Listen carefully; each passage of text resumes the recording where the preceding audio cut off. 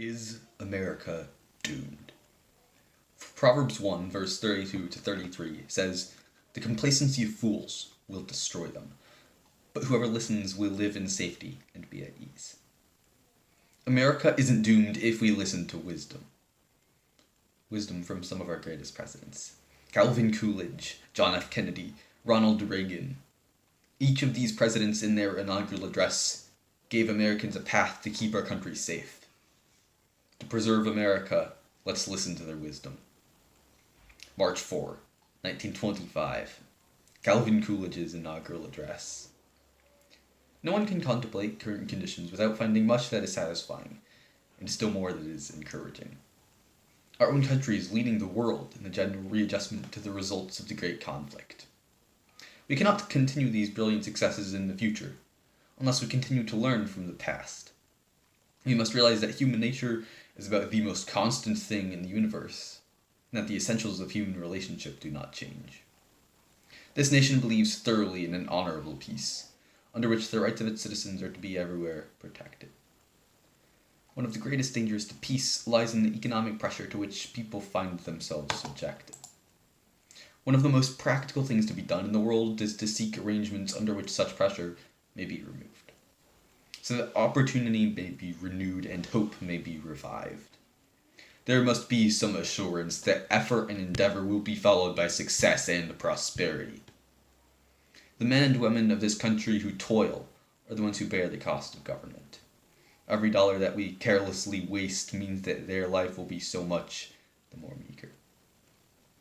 Every dollar that we prudently save means that their life will be so much the more abundant. The property of the country belongs to the people of the country. Here stands our country. Here stands its government.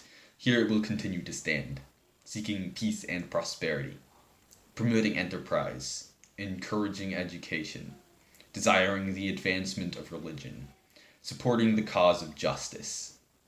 America seeks no earthly empire built on blood and force. She cherishes no purpose save to merit the favor of Almighty God. After that address, Calvin Coolidge took action. Economist Thomas Sowell praises the policies Coolidge laid out, writing, quote, "The 1920s were a decade of unprecedented prosperity." Coolidge took the nation from the destruction of World War I to the prosperity of the 1920s. Just as Calvin Coolidge led our nation out of conflict, John F. Kennedy gave our nation courage as we faced another, the Cold War. January 20, 1961. John F. Kennedy's inaugural address. "I've sworn before you and Almighty God the same solemn oath our forebears prescribed nearly a century and 3/4 ago. The same revolutionary beliefs for which our forebears fought are still at issue around the globe. The belief that the rights of man come not from the generosity of the state, but from the hand of God. To those new states whom we welcome to the ranks of the free, we shall not always expect to find them supporting our view, but we shall always hope to find them strongly supporting their own freedom. To those people in the huts and villages of half the globe, struggling to break the bonds of mass misery, we pledge our best efforts to help them help themselves. Let all our neighbors know that we shall join with them to oppose aggression or subversion anywhere in the Americas. And let every other power know that this hemisphere tends to remain the master of its own house. We dare not tempt them with weakness, for only when our arms are sufficient beyond doubt can we be certain beyond doubt they will never be employed. So let us begin anew, remembering on both sides that civility is not a sign of weakness, and sincerity is always subject to proof. Let us never negotiate out of fear, but let us never fear to negotiate. And so, my fellow Americans, ask not what your country can do for you. Ask what you can do for your country. With a good conscience, our only sure reward, with history the final judge of our deeds, let us go forth to lead the land we love, asking his blessing and his help, but knowing that here on earth God's work must truly be our own. John F. Kennedy followed through. He stared down the USSR. He protected Americans and their rights. And he told Americans that it is our duty to save the country, not the government's. Ronald Reagan said the same. January 20, 1981. Ronald Reagan's inaugural address. The business of our nation goes forward. These United States are confronted with an economic affliction of great proportions.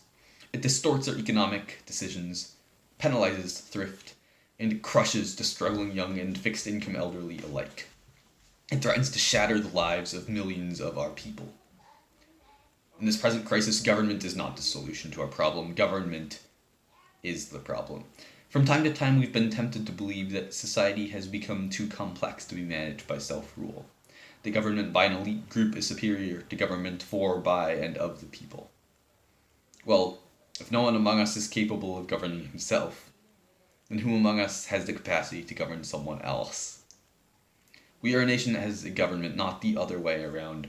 Government can and must provide opportunity, not smother it. Foster productivity, not stifle it. Can we solve the problems confronting us?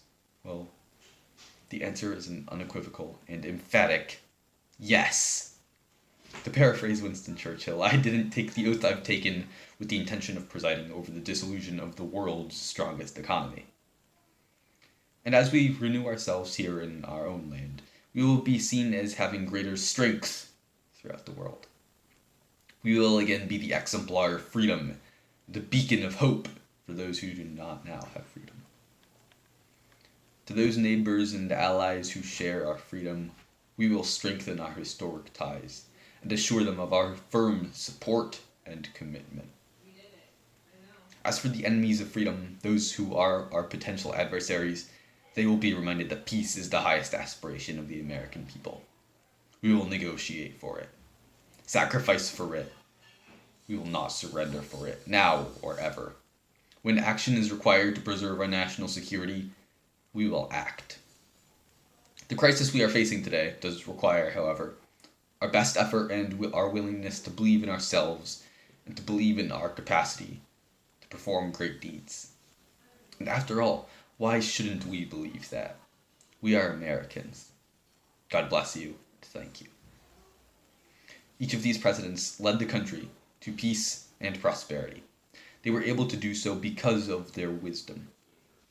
They understood basic truths, that our rights come from God, not from government, and that government is meant to govern, not to manage. Ecclesiastes 7:12 says, "The advantage of wisdom is this, it preserves those who have it." To preserve our country, let's remember the wisdom of these three presidents.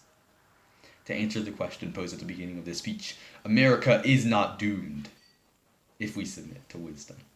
Thank you.